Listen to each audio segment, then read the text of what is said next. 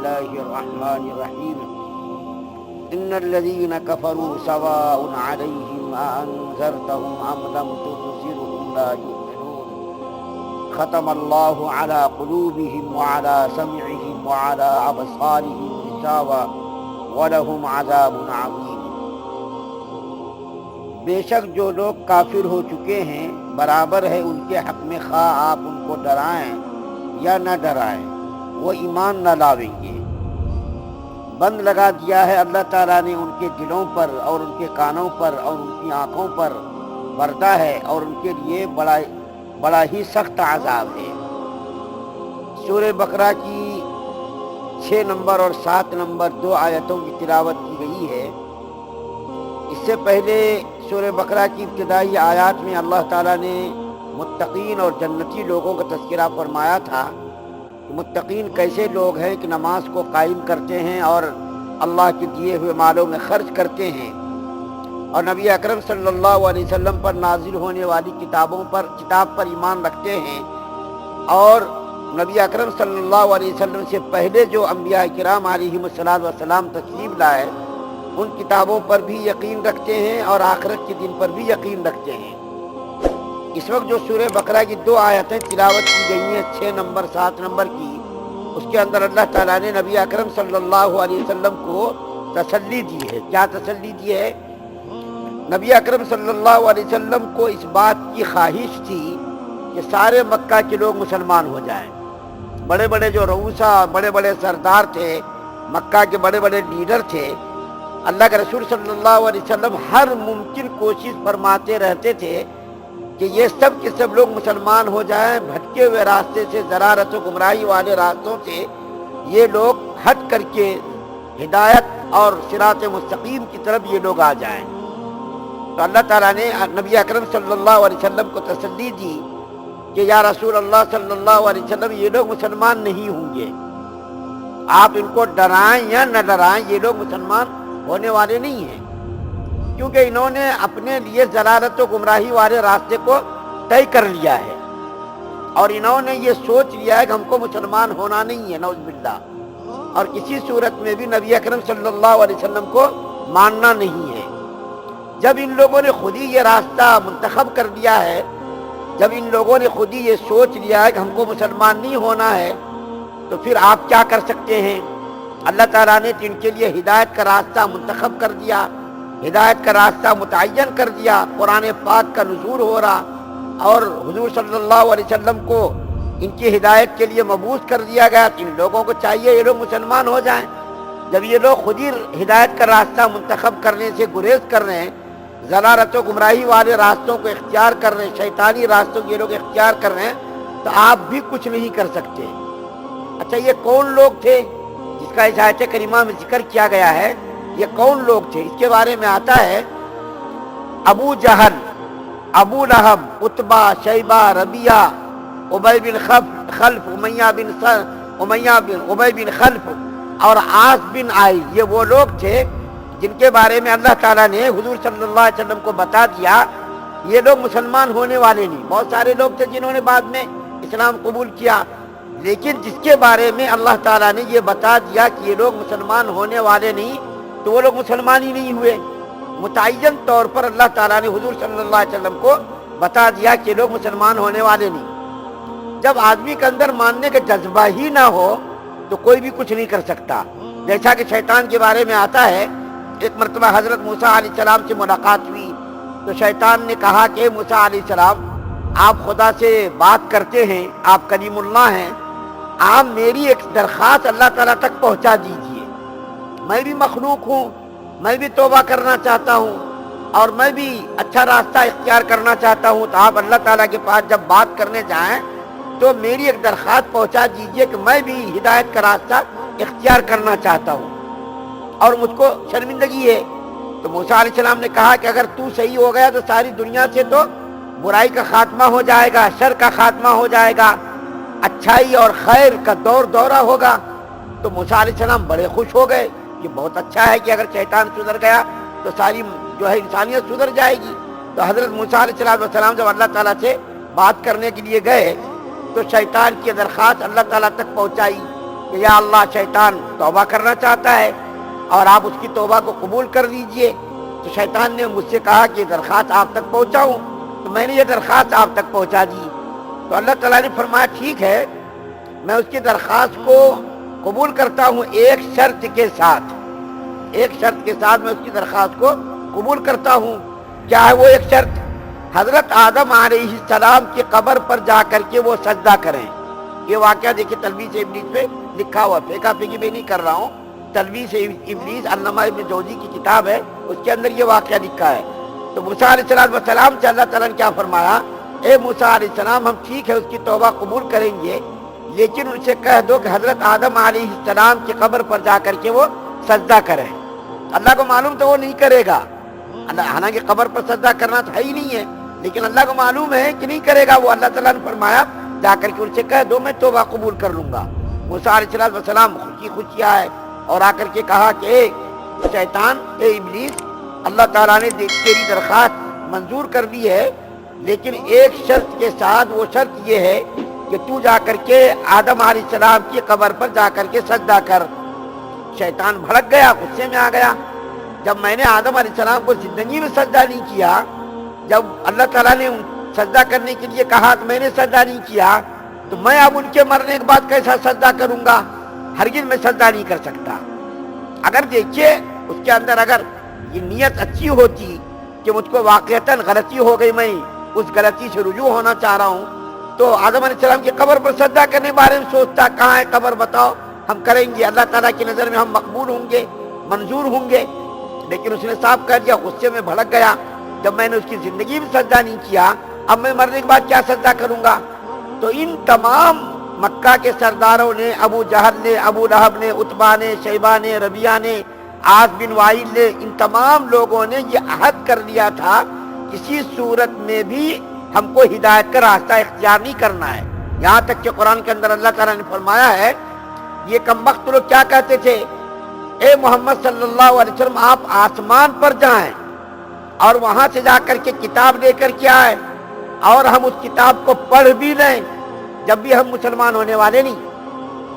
سورہ اسراء کے اندر ان کی ضد اور ہردرمی کے واقعات لکھے ہیں۔ یہ اللہ تعالیٰ کی قدرت ہے، اللہ تعالیٰ کا نظام ہے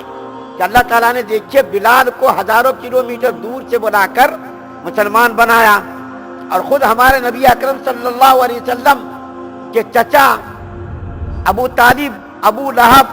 یہ لوگ مسلمان نہیں ہوئے۔ جب ابو طالب کا انتقال ہونے لگا تو اللہ کے رسول صلی اللہ علیہ وسلم تشریف لے گئے، تو وہاں دیکھا کہ بڑے بڑے سردار بیٹھے ہوئے ہیں، ابو جہل بھی اس میں تھا۔ یہ سوچ کے بیٹھا تھا کہیں ایسا نہ ہو یہ اپنے بھتیجے کا دین قبول کر دے، تو ابو جہل وغیرہ بڑے بڑے سردار وہاں بیٹھے ہوئے تھے تاکہ یہ اپنے آبا و اجداد کے دین پر مرے، نئے دین یعنی حضور صلی اللہ علیہ وسلم کے دین پر یہ نہ مرے۔ تو حضور صلی اللہ علیہ وسلم گئے اور جا کر کے اپنے چچا سے کہا کہ میرے چچا آپ مسلمان ہو جائیے، صرف کلمہ پڑھ لیجیے، آپ قیامت کے دن آپ کے بارے میں سفارش کروں گا۔ تو ابو طالب نے کہا کہ اے بھتیجے، اے میرے بیٹے، میں ایمان تو پڑھ کر، ایمان لا کر کے، کلمہ پڑھ کر کے میں تیری آنکھوں کو ٹھنڈا کر دیتا تھا، لیکن میں یہ سوچتا ہوں کہ اگر میں نے تیرا کلمہ پڑھ لیا، ایمان قبول کر لیا، کہ مکہ کی لڑکیاں، مکہ کی عورتیں، مکہ کے لوگ میرے مرنے کے بعد تانا دیں گے، دیکھو مرتے وقت اپنے بھتیجے کا دین قبول کر کے مر گیا، ڈر کر کے اس نے اپنے بھتیجے کا دین قبول کر لیا، تو میرے مرنے کے بعد لوگ مجھ کو تانا دیں گے، میں یہ تانا برداشت نہیں کر سکتا۔ میں سمجھتا ہوں، جانتا ہوں کہ تمہارا لایا ہوا دین بالکل برحق ہے، لیکن میں یہ سوچ کر ایمان قبول نہیں کر رہا ہوں کہ میرے مرنے کے بعد یہاں کی لڑکیاں، یہاں کی عورتیں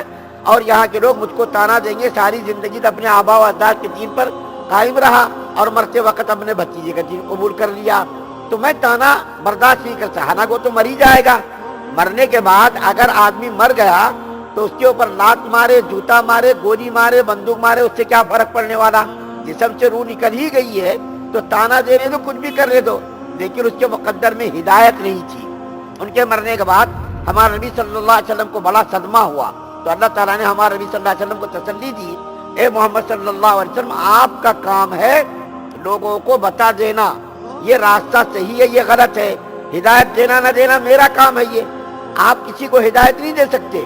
انبیاء کرام کا یہی تو کام تھا۔ حضرت ابراہیم علیہ السلام دنیا کے اندر تشریف لائے، بہت سارے لوگوں نے ایمان قبول کیا، ان کا باپ آزر وہ محروم رہ گیا، حضرت نوح علیہ السلام کی بیوی دیکھیے محروم رہ گئی، حضرت نوح علیہ السلام کا بیٹا محروم رہ گیا۔ کتنے سارے واقعات ہیں کہ نبی کا باپ، نبی کی بیوی، نبی کا بیٹا، نبی کا چچا ایمان سے محروم رہ گیا، اور کیسے کیسے لوگ کہاں کہاں سے لوگ آئے، مکہ کے اندر مسلمان ہو گئے، اللہ نے اس کو ایمان کی دولت سے مالا مال کیا۔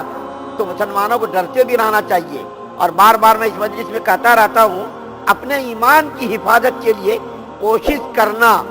اور اللہ تعالیٰ سے ایمان کی حفاظت کی دعائیں مانگتے رہنا چاہیے۔ اللہ تعالیٰ نے جب ان کو محروم کر دیا، نعوذ باللہ ثم نعوذ باللہ، کیا ہم کو آپ کو محروم نہیں کر سکتے؟ اللہ تعالیٰ سے ایمان کی حفاظت کی دعائیں مانگتے رہنا چاہیے۔ اور ایک بات میں یہاں عرض کر دوں کہ جن جن لوگوں کا اللہ تعالیٰ نے نام لے کر کے کہا یہ مسلمان ہونے والے نہیں، یا جن لوگوں کا خاتمہ کفر پر ہوا، شرک پر ہوا، ایسے لوگوں پر لعنت کرنا یا ان کو کافر کہنا تو جائز ہے، ایسے لوگوں کو کافر کہنا جائز ہے، لیکن چونکہ نبوت ختم ہو گئی، وہی کا سلسلہ بند ہو گیا، یقینی طور پر کسی کے بارے میں متعین اگر ہو، جیسا کہ غلام احمد قادیانی خبیث، اس نے نبوت کا دعویٰ کیا، کفر پر اس کی موت ہوئی، اس کے ماننے والے، یقینی طور پر اگر کوئی ایسا آدمی ہے جو عقائد اسلام کے خلاف کام کرتا ہے، یا اس کا نظریہ بھی عقائد اسلام کے خلاف ہے، اسلام کے خلاف ہے، اور اس کی موت بھی ایسی حالت میں ہوئی ہے کہ کفر پر ہوئی ہے، تو ایسے لوگوں پر لعنت کرنا بھی اور ایسے لوگوں کو کافر کہنا تو جائز ہے۔ قارون کو، شداد کو، نمرود کو، حامان کو، ابی بن خلف کو، اسی طریقے سے اور جس کے بارے میں آزر کو، ایسے لوگوں کے بارے میں اللہ تعالیٰ نے متعین طور پر کہہ دیا ہے یہ لوگ کفر کی حالت میں مرے، یہ مسلمان نہیں ہوئے۔ لیکن جن لوگوں کے بارے میں متعین نہیں ہے کہ اس کی موت کس حال میں ہوئی ہے، اس کو کافر کہنا، اس پر لعنت کرنا، یہ احتیاط کے خلاف ہے۔ ابو حنیفہ رحمۃ اللہ علیہ کا مسلک دیکھیے کتنا بہترین ہے، ایسا مسلک جس کے اندر احتیاط کا پہلو اختیار کیا گیا، کیا؟ جس کے بارے میں معلوم نہ ہو کہ اس کی موت کس حال میں ہوئی ہے، اس کے اوپر لعنت کرنا یا اس کو کافر کہنا یہ احتیاط کے خلاف ہے۔ ہاں البتہ جس کے بارے میں معلوم ہے اس کو تو کافر کہنا ہے، اور لعنت اگر کرنا ہے تو یہ بھی جو ہے جائز ہے، لیکن کیا کرتے لعنت کر کے؟ اگر یہ کافر لوگ جو دنیا کے اندر ابھی موجود ہیں اس کو کافر کہہ کر کے کیا فائدہ؟ بہت سارے لوگ کیا کرتے، کسی کافر کے مرنے کی خبر آتے کیا کہتے؟ فی ناری جہنم۔ یہ بالکل مناسب نہیں ہے، جس کے بارے میں ہم کو معلوم نہیں ہے کس کی موت کس حال میں ہوئی ہے، کس کو معلوم کہ مرتے وقت اس نے دل سے اقرار کر لیا ہو، اللہ تعالیٰ کی وحدانیت کو مان لیا ہو، رسول اللہ صلی اللہ علیہ وسلم کی رسالت کو مان لیا ہو، اس نے زبان سے نہیں کہا، اس کو زبان سے کہنے کا موقع نہیں ملا، یا کوئی آدمی دل سے ایمان لاتا تھا، زبان سے مسلمان نہیں ہوتا تھا، تو اللہ تعالیٰ کا معاملہ اس کے ساتھ ہے،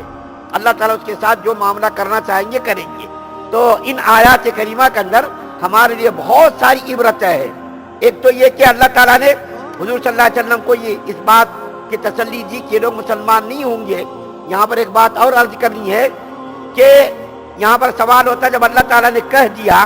یا رسول اللہ صلی اللہ علیہ وسلم یہ لوگ مسلمان نہیں ہوں گے، پھر آپ کیوں اس کو دعوت دے رہے ہیں؟ کو دعوت دینے کا فائدہ نہیں ہے نا؟ نہیں، ایسا نہیں ہے۔ ہمارے نبی صلی اللہ علیہ وسلم کو دعوت دینے کا یہ فائدہ ہوا کہ اجر مل گیا، نیکیاں مل گئی۔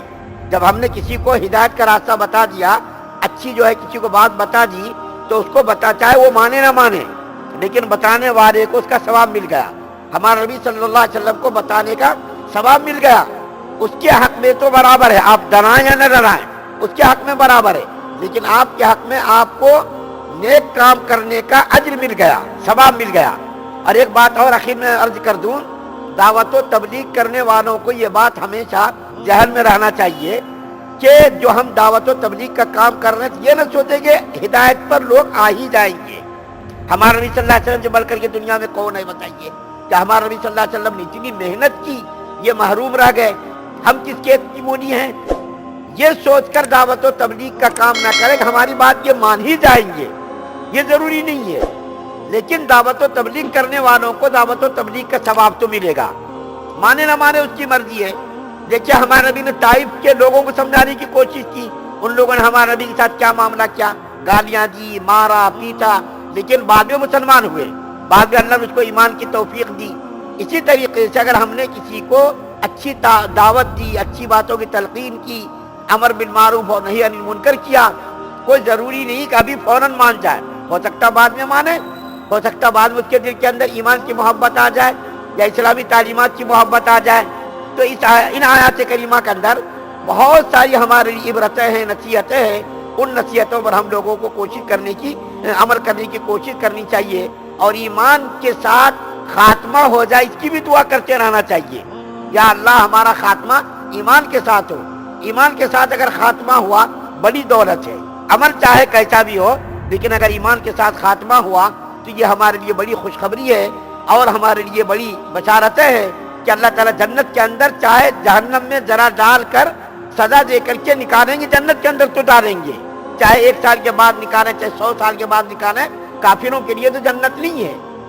جہنم ہی اس کے لیے ہے۔ لیکن اگر کوئی مسلمان ایمان کے ساتھ دنیا سے گیا ہے